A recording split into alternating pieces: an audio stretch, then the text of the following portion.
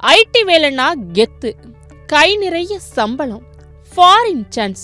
இனிமே அந்த சீசன் இல்ல போல. டிசிஎஸ், இன்டெல், மைக்ரோசாஃப்ட் பேரு வேணா பெருசா இருக்கலாம், ஆனா இப்போ அங்க நடக்கிறது ஒரு பெரிய அநியாயம். கொத்து கொத்தா இளைஞர்களை வேலையை விட்டு தூக்குறாங்க. ஐடி துறைக்கு ஆப்பு வச்சாச்சா? வாங்க உள்ள என்ன விஷயம்னு பாப்போம். முதல்ல இந்த லிஸ்ட பாருங்க, சும்மா தலை சுத்திடும். இன்டெல்ல 21,400 பேர், டெல்லில 12,500 பேர், நம்ம டிசிஎஸ் 12,000 பேர், மைக்ரோசாஃப்ட் 9,000 பேர். அடேங்கப்பா, கண்ணா பின்னான்னு வேலையை விட்டு தூக்கிட்டு இருக்காங்க. சரி, எதுக்கு இந்த திடீர் கெட் அவுட் மேலா? நிபுணர்கள் சொல்றது 3 காரணம் தான். ஒன்னு, உலக அளவுல நடக்கிற ட்ரேட் வார். ரெண்டாவது, ப்ராஜெக்ட் வரல, கிளைண்ட்ஸ் எல்லாம் கம்பி நீட்டிட்டாங்க.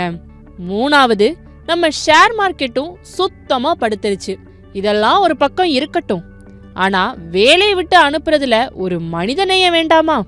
நாளிலிருந்து நீங்க வேலைக்கு வர வேணான்னு ஒரே நாள்ல சொல்றது, 1 மாசம் சம்பளம் கூட கொடுக்காம நடுத்தருவுல விடுறது, என்னங்கப்பா நியாயம் அப்படின்னு தான் சொல்ல தோணுது. இந்த அநியாயத்துக்கு எதிரா ஐடி யூனியன் சும்மா இல்ல. டிசிஎஸ் மேல தொழிலாளர்கள் அமைச்சகத்துல நேரா போய் புகார் கொடுத்திருக்காங்க. எப்படி நீங்க பெர்மனன்ட் ஸ்டாஃபை தூக்கலான்னு கேட்டு இப்போ விசாரணை ஆரம்பிச்சு போயிட்டு இருக்கு. ஐடி துறையோட வளர்ச்சி இனிமே ஆமை வேகத்துல தான் இருக்குன்னு சொல்றாங்க.